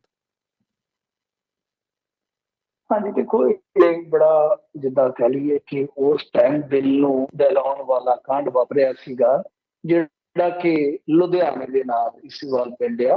ਔਰ ਹੋਇਆ ਕੀ ਸੀਗਾ ਕਿ ਇੱਕ ਨੌਜਵਾਨ ਕਪਲ ਸੀਗਾ, ਉਹ ਘੁੰਮਣ ਜਾ ਰਹੇ ਸੀਗੇ, ਰਾਤ 8 ਦਾ ਕੋਈ ਟਾਈਮ ਹੋਏਗਾ। ਉਹ ਨਹਿਰ ਹੈ ਨਾ, ਬਾਹਰਲੀ ਨਹਿਰ ਆ ਜਿਹੜੀ ਲੁਧਿਆਣੇ ਵਾਲੀ, ਤੁਸੀਂ ਦੇਖੀ ਹੋਣੀ, ਆਮ ਤੌਰ ਤੇ ਬਹੁਤ ਵੱਡੀ ਨਹਿਰ ਹੈ ਤੇ ਬਾਈਪਾਸ ਵੀ ਲੰਘਦਾ, ਇਸ ਤਰ੍ਹਾਂ ਬਹੁਤ ਉਹ ਏਰੀਆ। ਤੇ ਮਤਲਬ ਕਿ ਉਸ ਸਾਈਡ ਤੋਂ ਨਿਕਲੇ ਸਨ ਉਹ। ਫਿਰ ਗਾਂ ਹੋਇਆ ਕਿ ਏਜ ਦੇ ਮਸਟੰਡੇ ਸਨ ਉਸ ਟਾਈਮ, ਉੱਥੇ ਤੁਰੇ ਫਿਰਦੇ, ਇਹਨਾਂ ਨੇ ਹਮਲਾ ਕੀਤਾ ਕਾਰ ਤੇ, ਔਰ ਉਸ ਤੋਂ ਬਾਅਦ ਫਿਰ ਕੁੜੀ ਨੂੰ ਕਿਡਨੈਪ ਕਰ ਲਿਆ, ਉਹਦੇ ਬॉयਫ੍ਰੈਂਡ ਨੂੰ ਬੰਦੀ ਬਣਾ ਲਿਆ। ਫਿਰ ਇਹਨਾਂ ਨੇ ਇੱਕ ਕੁਕਰਮ ਕੀਤਾ, ਕੁੜੀ ਦੇ ਨਾਲ ਜ਼ਬਰਦਸਤੀ ਕੀਤੀ। ਉਸ ਤੋਂ ਬਾਅਦ ਫਿਰ ਮੁੰਡੇ ਦੇ ਘਰੇ ਜਾਂ ਉਹਦੇ ਦੋਸਤ ਦੇ ਕੋਲ ਫੋਨ ਕਰਕੇ ਪੈਸੇ ਵੀ ਮੰਗੇ, ਉਹ ਦੇਣ ਵੀ ਆਏ। ਫਿਰ ਜਦੋਂ ਇਹਨਾਂ ਨੂੰ ਪਤਾ ਲੱਗਿਆ ਕਿ ਘਿਰ ਗਏ ਆ, ਕੋਈ 4-5 ਘੰਟਿਆਂ ਬਾਅਦ ਇਹ ਨੱਸ ਗਏ ਸਨ। ਇਹ ਮਾਮਲਾ ਫਿਰ ਜਦੋਂ ਆਇਆ ਤੇ ਇਸ ਮਾਮਲੇ ਨੇ ਸਾਰਿਆਂ ਨੂੰ ਹੈਰਾਨ ਕਰ ਦਿੱਤਾ ਕਿ ਇਹ ਕਿਸ ਤਰ੍ਹਾਂ ਹੋ ਸਕਦਾ ਹੈ ਕਿ ਕੋਈ ਇੰਨੀ ਦਿਲਬਦੀ ਕਰੇਗਾ, ਕੋਈ ਇੰਨੀ ਦਿਲਬਦੀ ਕਰੇਗਾ। ਫਿਰ ਪੁਲਿਸ ਨੇ ਅੱਛਾ ਕੰਮ ਕੀਤਾ ਸੀ ਕਿ ਕੁਝ ਸਮੇਂ ਦੇ ਅੰਦਰ ਅੰਦਰ ਹੀ ਇਹ ਜਿਹੜੇ ਦੋਸ਼ੀ ਸਨ ਸਾਰੇ ਇਹ ਫੜ ਲਏ ਗਏ ਸਨ। ਤੇ ਇਹਨਾਂ ਦੇ ਵਿੱਚੋਂ ਇੱਕ ਕਿ ਦੋ ਸ਼ਾਇਦ ਨਾਬਾਲਗ ਵੀ ਸਨ, ਪਰ ਮੁਕੱਦਮਾ ਸਭ ਤੇ ਚੱਲਿਆ ਪਈ। ਤੇ ਇਸ ਮੁਕੱਦਮੇ ਦਾ ਜਿਹੜਾ ਅੰਤ ਆ ਉਹ ਸਜ਼ਾ ਦੇ ਰੂਪ ਦੇ ਵਿੱਚ ਹੋਇਆ। ਹਾਲਾਂਕਿ ਇਹਨਾਂ ਨੂੰ ਪਹਿਲਾਂ ਹੀ ਦੋਸ਼ੀ ਗਰਦਾਨ ਦਿੱਤਾ ਗਿਆ ਸੀਗਾ, ਕੁਝ ਦਿਨ ਪਹਿਲਾਂ ਹੀ ਕਸਟਡੀ 'ਚ ਸਨ। ਇਹਨਾਂ ਚੋਂ ਮੇਰੇ ਖਿਆਲ ਦੇ ਨਾਲ 5 ਨੌਜਵਾਨਾਂ ਨੂੰ ਉਮਰ ਕੈਦ ਦਾ ਮਤਲਬ ਕਿ 20 ਸਾਲ ਤੋਂ ਉੱਤੇ ਹੋਈ ਹੋਏਗੀ, ਤੇ ਇੱਕ ਨੂੰ 20 ਸਾਲ ਉਮਰ ਕੈਦ ਤੋਂ ਭਾਵ ਫਿਰ ਇਹ ਹੋ ਗਿਆ ਕਿ ਤਾਂ ਉਮਰ ਸ਼ਾਇਦ, ਹਾਲਾਂਕਿ ਇਹਦੀ ਹੁਣ ਤਫਸੀਲ ਸਵੇਰੇ ਆਏਗੀ। ਇੱਕ ਸਿਰਫ ਅਲਰਟ ਹੁੰਦਾ, ਨਿਊਜ਼ ਅਲਰਟ ਹੁੰਦਾ ਕਿ 5 ਨੂੰ ਜੀ ਇੰਨੀ ਕੈਦ ਹੋ ਗਈ। ਉਮਰ ਕੈਦ ਦਾ ਮਤਲਬ ਸ਼ਾਇਦ ਇਹੀ ਹੋ ਸਕਦਾ ਹੈ ਕਿ ਤਾਂ ਜ਼ਿੰਦਗੀ ਇਹਨਾਂ ਨੂੰ ਜੇਲ੍ਹ 'ਚ ਰੱਖਿਆ ਜਾਵੇ, ਕੁਝ ਐਸਾ ਫੈਸਲਾ ਹੋਵੇ। ਤੇ ਇੱਕ ਨੂੰ 20 ਸਾਲ, ਫਿਰ 20 ਸਾਲ ਵਾਲਾ ਸ਼ਾਇਦ ਉਹੀ ਹੈ ਜਿਹੜਾ ਨਾਬਾਲਗ ਹੋਏਗਾ ਉਸ ਟਾਈਮ। ਤਾਂ ਇਹ ਇੰਨੇ ਜ਼ਿਆਦਾ ਕਹਿ ਲਓ ਕਿ ਲੰਘੇ ਹੋਏ ਸਨ, ਲੰਘੇ ਹੋਏ ਸਨ। ਜਿੱਦਣ ਇਹਨਾਂ ਨੂੰ ਹਿਰਾਸਤ ਦੇ ਵਿੱਚ ਲਿਆ ਗਿਆ ਤੇ ਜਿਹੜਾ ਮੁੱਖ ਮੁਲਜ਼ਮ ਆ ਉਹ ਗਵਾਹ ਨੂੰ ਉਸੇ ਟਾਈਮ ਹੀ ਪੈ ਰਿਹਾ ਸੀਗਾ, ਔਰ ਇੱਥੋਂ ਤੱਕ ਕਿ ਗਵਾਹ ਨੂੰ ਉੱਥੋਂ ਬੜੀ ਮੁਸ਼ਕਲ ਕੱਢਿਆ, ਔਰ ਇੱਥੋਂ ਤੱਕ ਕਿ ਪੀੜਤਾ ਤੇ ਦਬਾਅ ਪਾਉਣ ਤੋਂ ਇਲਾਵਾ ਗਵਾਹ ਨੂੰ ਵੀ ਧਮਕਾਇਆ ਗਿਆ। ਔਰ ਚੱਲਦੇ ਕੇਸ ਦੇ ਵਿੱਚ 3-4 ਮੁਕੱਦਮੇ ਇਸ ਤਰ੍ਹਾਂ ਦੇ ਇਹਨਾਂ ਤੇ ਹੋਰ ਦਰਜ ਕੀਤੇ ਗਏ। ਤੁਸੀਂ ਹਿਸਾਬ ਲਾ ਲਓ ਕਿ ਕਿਸ ਤਰ੍ਹਾਂ ਚੱਲ ਰਿਹਾ ਸੀਗਾ ਉਸ ਟਾਈਮ ਤੇ। ਵੀ ਗੱਲਾਂ ਸੁਣਨ ਨੂੰ ਮਿਲੀਆਂ ਸੀ ਕਿ ਇਹਨਾਂ ਦਾ ਕੰਮ ਹੀ ਉਸ ਏਰੀਏ ਦੇ ਵਿੱਚ ਇਹ ਸੀਗਾ ਕਿ ਨਾਲੇ ਤੇ ਇਸ ਤਰ੍ਹਾਂ ਦੀਆਂ ਕੁੜੀਆਂ ਦੇ ਨਾਲ ਇਹ ਜ਼ਬਰਦਸਤੀ ਕਰਦੇ ਸਨ ਤੇ ਨਾਲ ਇਹ ਲੁੱਟ ਖੋਹ ਕਰ ਲਿਆ ਕਰਦੇ ਸੀ। ਹਾਲਾਂਕਿ ਉਸ ਤੋਂ ਬਾਅਦ ਕਿੰਨੇ ਕੇਸ ਇਹਨਾਂ ਤੇ ਪਏ ਮੈਨੂੰ ਐਗਜ਼ੈਕਟ ਯਾਦ ਨਹੀਂ ਹੈ, ਪਰ ਜਦੋਂ ਇਹ ਕੇਸ ਚੱਲਿਆ ਕੁੜੀ ਜਿਹੜੀ ਆ ਉਹ ਬੜੀ ਦਲੇਰ ਸੀਗੀ, ਉਹ ਆਪਣੇ ਬਿਆਨਾਂ ਤੇ ਅਡੋਲ ਰਹੀ, ਡੋਲੀ ਨਹੀਂ, ਪਰ ਉਹਨੂੰ ਬਹੁਤ ਜ਼ਿਆਦਾ ਦਬਕਾਉਣ ਦਾ ਯਤਨ ਕੀਤਾ ਗਿਆ, ਬਹੁਤ ਜ਼ਿਆਦਾ ਡਰਾਉਣ ਦਾ ਯਤਨ ਕੀਤਾ ਗਿਆ ਸੀਗਾ। ਜੀ ਜੀ। ਤੇ ਮਿੰਟੂ ਜੀ ਆਪਾਂ ਇੱਥੇ ਇੱਕ ਹੁਣ ਬ੍ਰੇਕ ਲੈਂਦੇ ਹਾਂ ਤੇ ਬ੍ਰੇਕ ਤੋਂ ਬਾਅਦ ਸੋਚਿਓ ਅਸੀਂ ਵਾਪਸ ਹਾਜ਼ਰ ਹੁੰਦੇ ਹਾਂ। ਤੇ ਤੁਸੀਂ ਕਾਲ ਕਰਕੇ ਮਿੰਟੂ ਜੀ ਨੂੰ ਜੇ ਸਵਾਲ ਪੁੱਛਣਾ ਚਾਹੁੰਦੇ ਹੋ ਤਾਂ ਕਾਲ ਕਰ ਸਕਦੇ ਹੋ। ਨੰਬਰ ਹੈ 408 272 5200 4082725200। ਮਿਲਦੇ ਆ ਇੱਕ ਬ੍ਰੇਕ ਤੋਂ ਬਾਅਦ।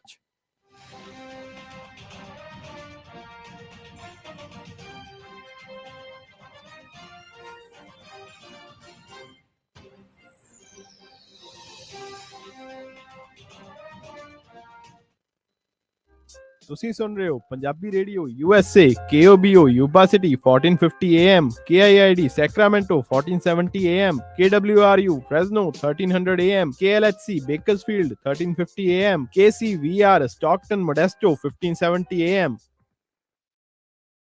ਲੱਗਦੀ ਪੰਜਾਬਣ ਲੱਗਦੀ ਪਟੋਲਾ ਲੱਗੇ ਨੀ ਤੂੰ ਸਾਰਿਆਂ ਤੋਂ ਵੱਖਰੀ ਤੈਨੂੰ ਸੂਟ ਸੂਟ ਕਰਦਾ ਉਹ ਤੈਨੂੰ ਸੂਟ ਸੂਟ ਕਰਦਾ ਬੇ ਏਰੀਆ ਵਿੱਚ ਆ ਰਹੇ ਹਨ ਗੁਰੂ ਰੰਧਾਵਾ ਤੇ ਕਨਿਕਾ ਕਪੂਰ ਲਾਈਵ ਇਨ ਕਨਸਰਟ 25 ਮਾਰਚ ਦਿਨ ਸ਼ੁੱਕਰਵਾਰ ਰਾਤ ਨੂੰ 8 ਵਜੇ ਓਕਲੈਂਡ ਅਰੀਨਾ ਦੇ ਵਿੱਚ। ਇਸ ਕਨਸਰਟ 'ਚ ਤੁਸੀਂ ਆਨੰਦ ਮਾਣੋ ਹਾਈ ਕੁਆਲਿਟੀ ਸਾਊਂਡ ਅਤੇ ਆਡੀਓ ਵਿਜ਼ੂਅਲਸ ਦਾ। ਟਿਕਟਸ ਖਰੀਦ ਸਕਦੇ ਹੋ sulekha.com ਜਾਂ ticketmaster.com ਤੋਂ। ਗਰੁੱਪ ਟਿਕਟਸ ਦੇ ਲਈ ਅੱਜ ਹੀ ਕਾਲ ਕਰੋ 4084188657 408 418 8657। ਟਿਕਟਸ ਰਿਲਾਇੰਸ ਸੁਪਰਮਾਰਕਟ ਸਟੋਰ ਰੋਜ਼ਵੈਲ ਤੋਂ ਵੀ ਖਰੀਦ ਸਕਦੇ ਹੋ। 25 ਮਾਰਚ ਸ਼ੁੱਕਰਵਾਰ ਰਾਤੀ 8 ਵਜੇ ਓਕਲੈਂਡ ਅਰੀਨਾ 'ਚ ਗੁਰੂ ਰੰਧਾਵਾ ਤੇ ਕਨਿਕਾ ਕਪੂਰ ਲਾਈਵ ਇਨ concert.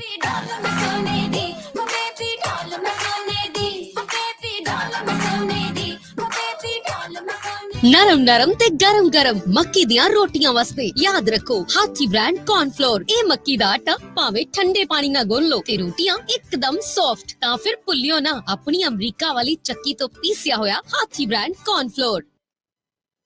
Altamira Urgent Care 3033 El Camino Avenue Sacramento ਜਿੱਥੇ doctor Jaswant Virk MD internal medicine ਦੀ ਨਿਗਰਾਨੀ ਹੇਠ ਸਿਹਤ ਸੇਵਾਵਾਂ ਦਿੰਦੇ ਹਨ। PCR ਕੋਵਿਡ ਟੈਸਟ ਕਿਸੇ ਵੀ ਮੁਲਕ ਦੇ ਵਿੱਚ ਟਰੈਵਲ ਕਰਨ ਦੇ ਲਈ 2 ਘੰਟਿਆਂ ਵਿੱਚ result, Covid antigen antibody test, laboratory test, x-ray, ECG, ultrasound for pregnant women, ਹਰ ਤਰ੍ਹਾਂ ਦੇ examination, body injury, sports medicine, laceration repair, broken bones casting ਦੀਆਂ ਸੇਵਾਵਾਂ ਦਿੰਦੇ ਹਨ। ਕਾਲ 916515 9194 916 515 9194। Altamira Urgent Care 3033 El Camino Avenue Sacramento। ਤੁਸੀਂ ਸੁਣ ਰਹੇ ਹੋ Punjabi radio USA। HSC trucking ਦੇ ਦੁਆਰਾ ਵੈਸਟ ਸੈਕਰਾਮੈਂਟੋ ਵਿੱਚ ਖੁੱਲੀ ਡੁੱਲੀ ਪਾਰਕਿੰਗ ਅਵੇਲੇਬਲ ਹੈ। ਪੱਕੀ ਪਾਰਕਿੰਗ ਹੈ, 24 ਘੰਟੇ ਸਿਕਿਉਰਿਟੀ ਦਾ ਪ੍ਰਬੰਧ, ਫੈਂਸਡ ਗੇਟ ਅਤੇ ਕੈਮਰੇ ਲੱਗੇ ਹਨ। LED ਲਾਈਟਾਂ ਦਾ ਪ੍ਰਬੰਧ ਹੈ। ਹਾਈਵੇ 80 ਤੇ ਵੈਸਟ ਕੈਪੀਟਲ ਐਵੇਨਿਊ ਦਾ ਐਗਜ਼ਿਟ ਤੇ ਹਾਈਵੇ 50 ਤੋਂ ਹਾਰਬਰ ਬੁਲੇਵਾਰਡ ਦਾ ਐਗਜ਼ਿਟ। 711 ਸਟਰ street West Sacramento. HSD trucking ਵਾਲੇ ਇਸ ਮੌਕੇ ਓਨਰ ਆਪਰੇਟਰ ਅਤੇ ਕੰਪਨੀ ਡਰਾਈਵਰਸ ਵੀ ਹਾਇਰ ਕਰ ਰਹੇ ਹਨ। ਕਾਲ ਤਰੁਣ ਹੁੰਦਲ 9166000585 ਜਾਂ ਪ੍ਰਦੀਪ ਸਿੰਘ ਦੀਪਾ 5306821500। ਤੁਸੀਂ ਸੁਣ ਰਹੇ ਹੋ Punjabi radio USA।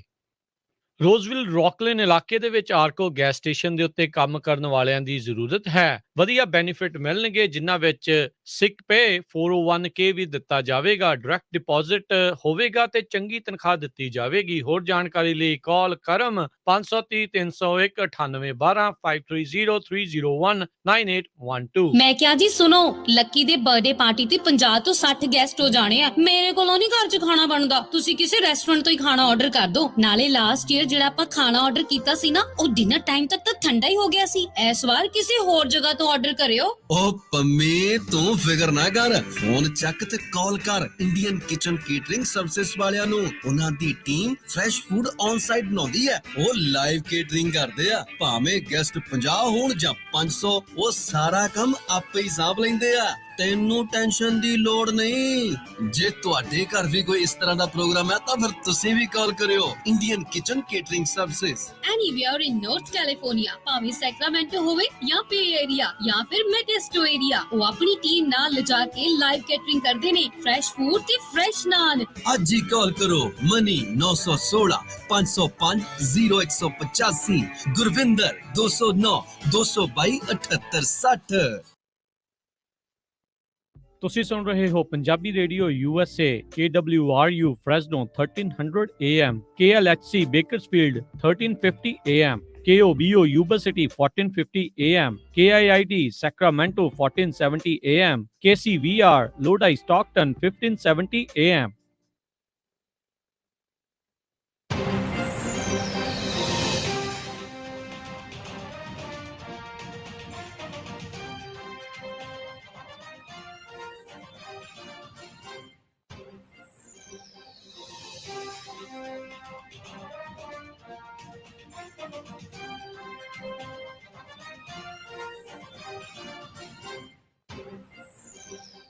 Punjabi radio USA ਸੁਣ ਰਹੇ ਸਾਰੇ ਹੀ ਮਾਣਯੋਗ ਅਤੇ ਸਤਿਕਾਰਤ ਸਰੋਤਿਆਂ ਨੂੰ ਪਿਆਰ ਸਤਿਕਾਰ ਸਹਿਤ ਨਿੱਘੀ ਜਿਹੀ ਸਤਿ ਸ੍ਰੀ ਅਕਾਲ। ਇੱਕ ਵਾਰੀ ਫੇਰ ਜੀ ਆਇਆਂ ਨੂੰ ਆਖਦੇ ਹਾਂ। ਸੋ ਤੇ ਪ੍ਰੋਗਰਾਮ ਦੇ ਵਿੱਚ ਸਵਾਗਤ ਹੈ। ਪ੍ਰੋਗਰਾਮ ਚੱਲ ਰਿਹਾ ਜੀ ਖਬਰ ਤੇ ਨਜ਼ਰ। ਮਿੰਟੂ ਗੁਰਸਰੀਆ ਜੀ ਆਪਣੇ ਨਾਲ ਜੁੜੇ ਹੋਏ ਨੇ। ਮਿੰਟੂ ਜੀ ਸਵਾਗਤ ਹੈ ਜੀ ਆਇਆਂ ਨੂੰ ਜੀ ਇੱਕ ਵਾਰੀ ਫੇਰ ਜੀ। ਸ਼ੁਕਰੀਆ ਜੀ। ਤੇ ਸਰੋਤਿਓ ਤੁਸੀਂ ਵੀ ਕਾਲ ਕਰਕੇ ਜੇ ਹੁਣ ਮਿੰਟੂ ਜੀ ਨੂੰ ਸਵਾਲ ਪੁੱਛਣਾ ਚਾਹੁੰਦੇ ਹੋ ਤਾਂ ਫੋਨ ਨੰਬਰ ਹੈ 408 272 5200 4082725200। ਆਪ ਵੱਖ-ਵੱਖ ਕਾਲਰਸ ਨਾਲ ਕਰਦੇ ਹਾਂ ਜੀ ਆਪਾਂ ਗੱਲਬਾਤ। ਅਵਤਾਰ ਸਿੰਘ ਪੰਨੂ ਜੀ ਸਤਿ ਸ਼੍ਰੀ ਅਕਾਲ। ਸਤਿ ਸ੍ਰੀ ਅਕਾਲ ਸਾਰੇ ਭਰਾਵਾਂ ਨੂੰ। ਸਤਿ ਸ਼੍ਰੀ ਅਕਾਲ।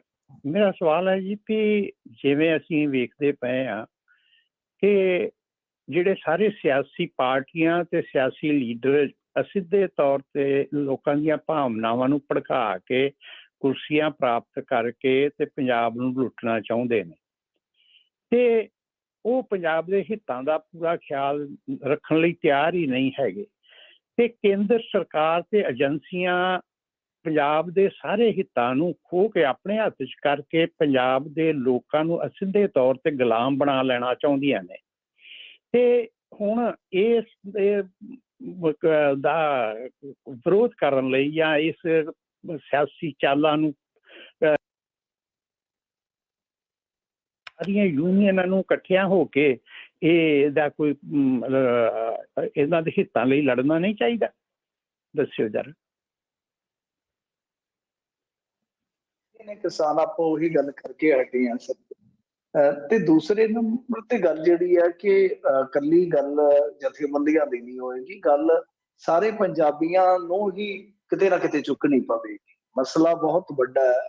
ਅਸਲ ਦੇ ਵਿੱਚ ਗੱਲਾਂ ਜਿਹੜੀਆਂ ਨੇ ਬੜੀਆਂ ਨੇ, ਉਹਦੇ ਤੇ ਬਹੁਤ ਕੁਝ ਕਿਹਾ ਜਾ ਸਕਦਾ ਆ। ਟੈਕਸਾਂ ਦਾ ਕੇਂਦਰੀਕਰਨ ਹੋਣ ਤੋਂ ਬਾਅਦ ਅੱਜ ਜੇ ਤੁਸੀਂ ਦੇਖੋਗੇ ਤਾਂ ਪਾਣੀਆਂ ਨੂੰ ਵੀ ਇੱਕ ਤਰ੍ਹਾਂ ਨਾਲ ਕਹਿ ਲਓ ਕਿ ਇੱਕ ਜੋ ਸਟੇਟ ਦਾ ਐਸੈਟ ਹੁੰਦਾ ਹੈ ਜਾਂ ਕਹਿ ਲਓ ਕਿ ਉਹਦੀ ਅਧਿਕਾਰਤ ਸੂਚੀ ਦਾ ਵਿਸ਼ਾ ਹੁੰਦਾ ਹੈ, ਰਾਜਾਂ ਦੀ ਸੂਚੀ ਦਾ ਵਿਸ਼ਾ ਹੁੰਦਾ ਹੈ। ਤਾਂ ਮੈਂ ਤੇ ਜੋ ਭਾਜਪਾ ਦਾ ਏਜੰਡਾ ਵੇਖਦਾ ਵਾਂ ਉਹ ਕਿਤੇ ਨਾ ਕਿਤੇ ਇਹ ਵੀ ਜਾਪਦਾ ਹੈ ਕਿ ਉਹ ਇੱਕ ਤਰ੍ਹਾਂ ਨਾਲ ਕੌਮੀ ਸੋਮਾ ਲਾਉਣਾ ਚਾਹੁੰਦੇ ਨੇ ਪਾਣੀ।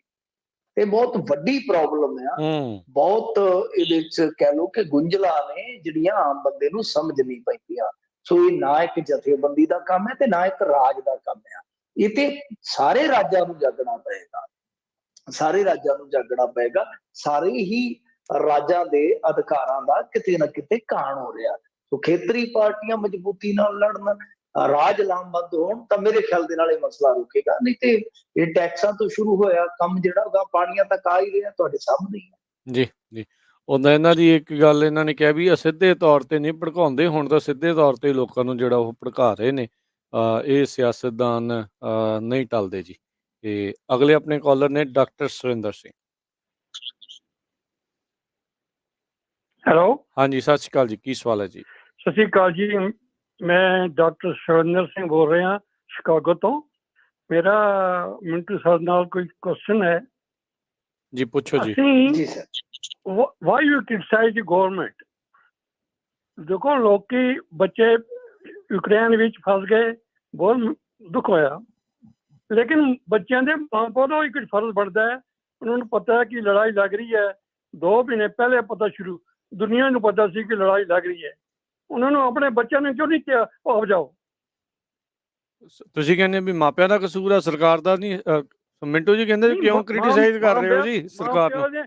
ਮਾਂ ਪਿਓ ਨੇ ਬੱਚਿਆਂ ਨੂੰ ਕਹਿਣਾ ਸੀ ਤੁਸੀਂ ਆ ਜਾਓ, ਸਾਡਾ ਕੀ ਫਰਜ਼ ਬਣਦਾ ਹੈ?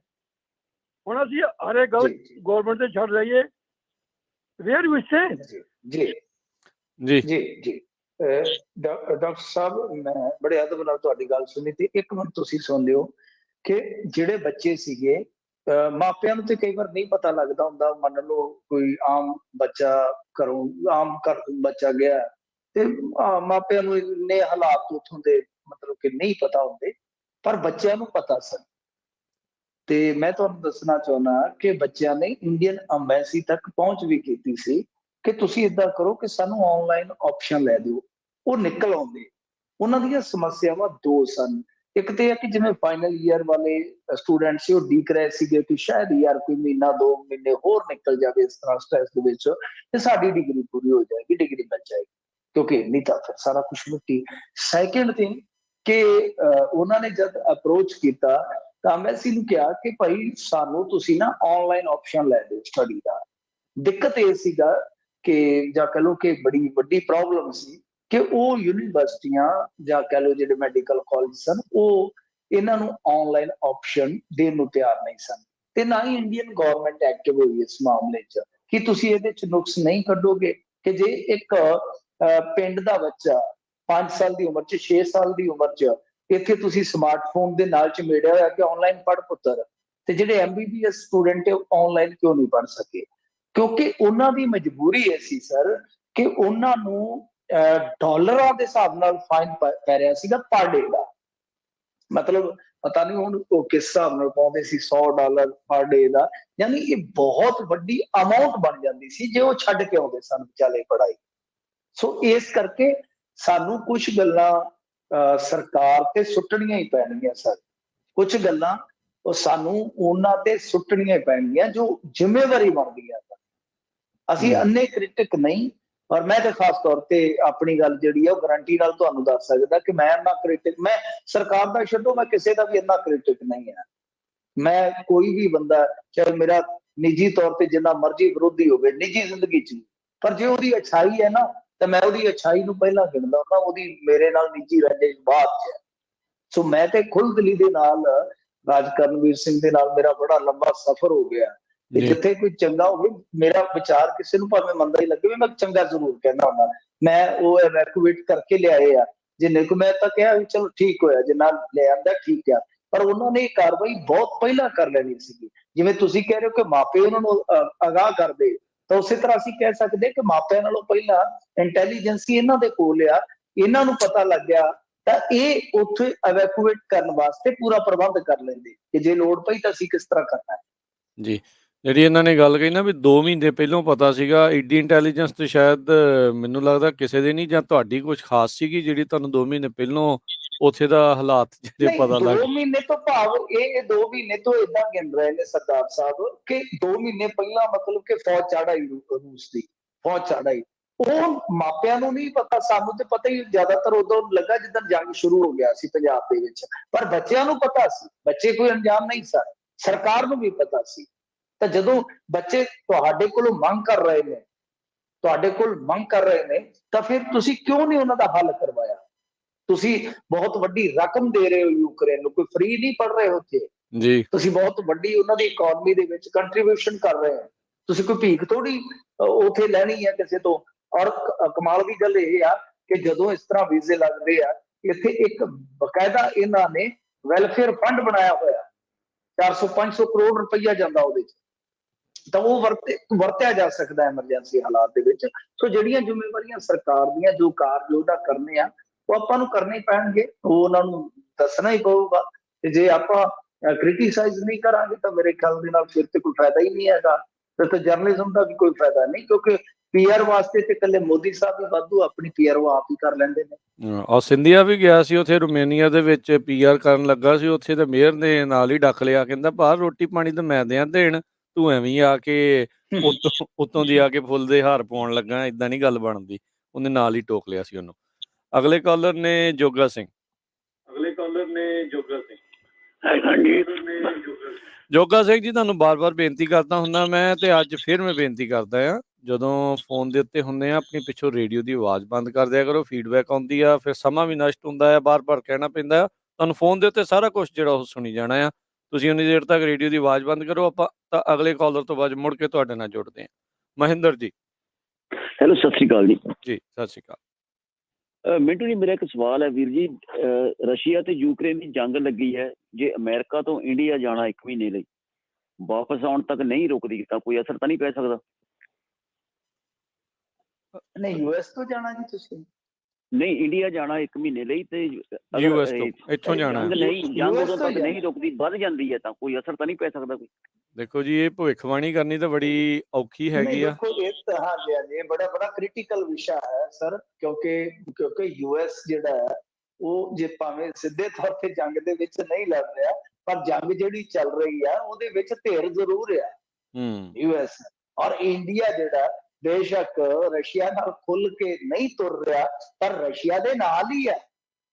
ਤਾਂ ਇਹਨਾਂ ਦੋਨਾਂ ਦੇਸ਼ਾਂ ਦੀ ਸਟਾਸ ਤੁਹਾਡੇ ਸਾਹਮਣੇ ਨੇ। ਸਥਿਤੀ ਕਿਸ ਤਰ੍ਹਾਂ ਦੀ ਹੋਏਗੀ ਇਹਦੇ ਵਾਸਤੇ ਪ੍ਰੈਡਿਕਸ਼ਨ ਕਰਨੀ ਬੜੀ ਮੁਸ਼ਕਲ ਆ, ਤੇ ਪਰ ਫਿਰ ਵੀ ਜੇ ਕੋਈ ਜ਼ਰੂਰੀ ਕੰਮ ਆ ਤੇ ਤੁਹਾਨੂੰ ਬਈ ਤੁਸੀਂ ਸੋਚ ਕੇ ਆ ਜਾਣਾ ਚਾਹੀਦਾ। ਕੋਈ 5-10 ਦਿਨ 20 ਦਿਨ ਦਾ ਜੇ ਕਵੇਚਾ ਹੁੰਦਾ ਹੈ ਉਹ ਤੇ ਬਰਦਾਸ਼ਤ ਕਰਨਾ ਹੀ ਪਏਗਾ। ਜੀ ਜੀ। ਸੋ ਇੱਕ ਇਹਦੇ ਵਿੱਚ ਚੀਜ਼ ਪਤਾ ਨਹੀਂ ਹੁਣ ਮਿੰਟੂ ਜੀ, ਵੈਸੇ ਤਾਂ ਸ਼ਰੇਆਮ ਹੀ ਆ, ਯੂਕਰੇਨ ਵਾਲੇ ਪਾਸੇ ਖੜਿਆ ਅਮਰੀਕਾ ਤੇ ਰੂਸ ਦੇ ਨਾਲ ਜਿਹੜਾ ਖੜਿਆ ਜਾਪਾਨ। ਅੱਜ ਜਿਹੜੇ ਉਹਨਾਂ ਦੇ ਸਪੇਸ ਰਾਕਟ ਸੀਗੇ ਰੂਸ ਦੇ ਨਾਲ ਜਾਪਾਨ ਖੜ ਗਿਆ। ਜਾਪਾਨ ਨਹੀਂ, ਇੰਡੀਆ ਕਹਿਣਾ ਚਾਹੁੰਦਾ ਸੀ ਹਾਂਜੀ ਜੀ। ਤੇ ਅੱਜ ਜਿਹੜੇ ਸਪੇਸ ਰਾਕਟ ਸੀਗੇ ਰੂਸ ਵਾਲੇ, ਉਹਨਾਂ ਦੇ ਉੱਤੇ US, UK ਤੇ ਜਾਪਾਨ ਦੇ, ਕਿਉਂਕਿ ਸਾਂਝੇ ਤੌਰ ਦੇ ਉੱਤੇ ਜਿਹੜੇ ਜਾਂਦੇ ਆ ਇੰਟਰਨੈਸ਼ਨਲ ਸਪੇਸ ਸਟੇਸ਼ਨ ਦੇ ਵਿੱਚ ਸੈਟੇਲਾਈਟ ਲਾਂਚ ਕਰਨੇ ਸਨ ਇਹਨਾਂ ਨੇ ਜੀ, ਉਹ ਜਿਹੜੇ ਝੰਡੇ ਆ US, UK ਤੇ ਜਾਪਾਨ ਦੇ ਲਾ ਦਿੱਤੇ, ਇੰਡੀਆ ਵਾਲਾ ਰਹਿਣ ਦਿੱਤਾ ਰੂਸ ਵਾਲਿਆਂ ਨੇ ਕੱਲਾ। ਸੋ ਇਹੋ ਜਿਹੀਆਂ ਗੱਲਾਂ ਤੋਂ ਪਤਾ ਲੱਗਦਾ ਹੀ ਆ ਵੀ ਕੌਣ ਕਿੱਧਰ ਜਿਹੜਾ ਆ ਉਹ ਪੱਕਿਆ ਖੜਾ। ਸਾਡਾ ਤੇ ਮਿੱਤਰ ਪੁਰਾਣਾ ਇਹੀ ਹੈ। ਤੇ ਉਹਨਾਂ ਨੇ ਇਹ ਵੀ ਕਿਹਾ ਕੁਝ ਝੰਡੇ ਭੱਦੇ ਜੇ ਲੱਗ ਰਹੇ ਸੀ। ਦੇਖੋ ਜਵਾਬ ਉਹਨਾਂ ਦਾ ਤਰੀਕਾ ਬੜਾ ਸੋਹਣਾ ਆ। ਇਹਨਾਂ ਨੇ ਧਮਕੀ ਦੇ ਦਿੱਤੀ ਆ ਰੂਸ ਵਾਲਿਆਂ ਨੇ, ਕਹਿੰਦੇ ਜੇ ਇੰਟਰਨੈਸ਼ਨਲ ਸਪੇਸ ਸਟੇਸ਼ਨ ਡਿੱਗਾ ਜੇ ਖੌਰੇ ਯੂਰਪ ਦੇ ਉੱਤੇ ਜਾਂ ਅਮਰੀਕਾ 'ਚ ਡਿੱਗ ਗਿਆ ਤਾਂ ਤੁਹਾਡਾ ਨੁਕਸਾਨ ਹੋ ਸਕਦਾ। ਹੁਣ ਦੇਖੋ ਕਿੱਦਾਂ ਧਮਕੀਆਂ ਦਿੰਦੇ ਆ ਰੂਸ ਵਾਲੇ ਇਸ ਹਿਸਾਬ ਦੇ ਨਾਲ। ਹਾਂਜੀ ਹਾਂਜੀ, ਬਿਲਕੁਲ ਬਿਲਕੁਲ, ਉਹ ਤੇ ਸਿੱਧੇ ਹੋਏ ਪਏ ਜੀ ਜੀ। ਤੇ ਜੋਗਾ ਸਿੰਘ ਜੀ। ਸਤਿ ਸ਼੍ਰੀ ਅਕਾਲ ਜੀ। ਸਤਿ ਸ਼੍ਰੀ ਅਕਾਲ। ਮੈਨੂੰ ਮੇਰੇ ਸਵਾਲ ਇੱਕ ਹੀ ਹੈ ਜੀ। ਮੈਂ ਕਹਿਣਾ ਮਤਲਬ ਪੰਜਾਬ ਦੇ ਵਿੱਚ ਘਪਲਿਆਂ ਦਾ ਪੰਜਾਬ ਰਹਿ ਗਿਆ। ਪਹਿਲਾਂ 31 ਅਰਬ ਦਾ ਘੱਟ ਪੈ ਗਿਆ, ਫਿਰ ਇੱਕ ਕਹਿਣਾ ਮਤਲਬ ਸੰਜਾਏ ਦਾ ਘਾਟੇ ਪੈ ਗਏ, ਫਿਰ ਹੁਣ ਸਾਰੇ ਸਟੋਰ ਕੰਮ ਚੱਕ ਕੇ ਇਹ ਕੰਮ ਕਰਕੇ ਚਲੇ ਗਏ। ਇਹਦਾ ਮਤਲਬ ਹੈ ਵੀ ਪੰਜਾਬ ਦੇ ਵਿੱਚ ਲੋਕ ਜਿਹੜੇ ਹੈਗੇ ਟੈਕਸ ਜਾਣ ਜੀ, ਇਹ ਕਰਜ਼ਾ ਚੱਕ ਕੇ ਪੰਜਾਬ ਦੇ ਕਰਨਾ ਵਾਲੇ ਲੀਟਰ ਐਸ਼ਵਰੀ ਜਾਣ ਜੀ। ਇਹ ਜਿਹੜੇ ਕੇਸ ਨਾਲ ਬੜੇ ਬੜੇ ਘਪਲੇ ਹੋਏ ਆ, ਇਹਦੀ ਕੋਈ ਪੈਰਵਾਈ ਦੀ ਕੋਈ ਹੋ ਰਹੀ ਹੈ ਜਾਂ ਮਿੱਟੀ 'ਚ ਘਟੇੜ ਜਾਂਦੀ ਐਨੇ ਸਵਾਲ ਹੈ ਜੀ। ਜੀ ਨਹੀਂ ਸਰ, ਕਪਲਿਆਂ ਦਾ ਕੁਛ ਨਹੀਂ ਹੁੰਦਾ ਇੱਥੇ। ਕਪਲੇ ਹੁੰਦੇ ਨੇ, ਔਰ ਜੇ ਹੋਊਗਾ ਵੀ ਤਾਂ ਕੀ ਹੈ। ਫਰਜ਼ ਕਰੋ ਕੋਈ 100 ਕਰੋੜ ਦਾ ਘਪਲਾ ਕਰਦਾ ਹੈ, 100 ਕਰੋੜ ਦਾ ਘਪਲਾ ਕਰਕੇ ਜੇ ਉਹਨੂੰ 2 ਸਾਲ ਜੇਲ੍ਹ 'ਚ ਰੱਖ ਲਿਆ ਜਾਵੇ, ਉਹਦੇ ਲਈ ਕੀ ਸੌਦਾ ਮਾੜਾ। ਤੁਸੀਂ ਕਿਸੇ ਵੀ 90% ਲੋਕਾਂ ਚੋਂ ਕਿਸੇ ਨਾਲ ਵੀ ਸੌਦਾ ਵਾਰ ਲਓ ਕਿ ਤੈਨੂੰ 2 ਸਾਲ 3 ਸਾਲ ਜੇਲ੍ਹ ਘਟਾਵਾਂਗੇ 100 ਕਰੋੜ ਰੁਪਈਆ ਦੇ, ਅਗਲਾ ਕਹੂਗਾ ਉਹ 2-3 ਸਾਲ ਕੀ ਹੈ ਯਾਰ, ਤੁਸੀਂ ਮੈਨੂੰ 15 ਸਾਲ ਦੇ ਦਿਓ, ਕੋਈ ਚੱਕਰ ਨਹੀਂ ਹੈਗਾ। ਇੱਥੇ ਤੇ ਮਾਲਕ ਦੀ ਥੋੜੀ ਜਿਹੀ ਤਨਖਾਹ ਲੈਣ ਵਾਸਤੇ ਡਰਾਈਵਰ ਜਾ ਕੇ ਆਪ ਹੀ ਐਕਸੀਡੈਂਟ ਆਪਣੇ ਸਿਰ ਤੇ ਲੈ ਲੈਂਦੇ ਆ ਕਿ ਨਹੀਂ ਜੀ ਬਾਬੂ ਜੀ ਦਾ ਮੁੰਡਾ ਥੋੜੀ ਸੀਗਾ, ਉਹ ਤਾਂ ਗੱਡੀ ਮੈਂ ਚਲਾਉਂਦਾ ਪਿਆ ਸੀਗਾ। ਸੋ ਕਪਲਿਆਂ ਦਾ ਇੱਥੇ ਜੇ ਬਣ ਵੀ ਜਾਵੇ ਤੇ ਕੋਈ ਵੱਡੀ ਸਜ਼ਾ ਨਹੀਂ ਹੁੰਦੀ ਇਹਨਾਂ ਵਾਸਤੇ, ਉਹ ਕੱਟ ਲੈਂਦੇ ਆ।